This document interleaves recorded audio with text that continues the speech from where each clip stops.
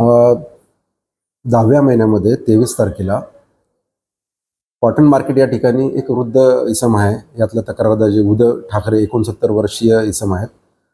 हे त्या ठिकाणी एका महिलेशी बोलत असताना त्याचे काही फोटोग्राफ्स घेऊन यातील आरोपी जो आहे, त्या आरोपीने त्यांना ब्लॅकमेल करून त्यांच्याकडनं सुरुवातीला ₹50,000 म्हणजे ₹10,000 त्याला त्याच्या गाडीवर बसला, तुला अटक करतो पोलीस असल्याचं सांगून आणि ते फोटो त्याला हे करून म्हणजे त्या फोटोचं भीती दाखवून चल पोलीस स्टेशनला चल असं सांगून त्याला पोलीस असल्याची बतावणी करून त्यांनी त्याच्या गाडीवर बसून मागे गेला आणि त्याच्या घरातनं ₹10,000 त्या फिर्यादीने घेतले. त्यानंतर ATMमधनं ₹40,000 असे ₹50,000 त्याकडनं त्याने भीती दाखवून घेतले आणि पुन्हा ₹1,00,000ची मागणी केली.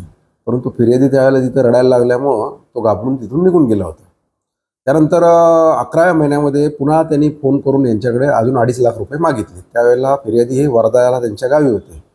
फिर्यादीने त्याच्या बायकोला आणि मुलांना ही सगळी हकीकत सांगितली. त्यानंतर ते बेलतरोळी पोलीस स्टेशनला सुरुवातीला त्या ठिकाणी गेले.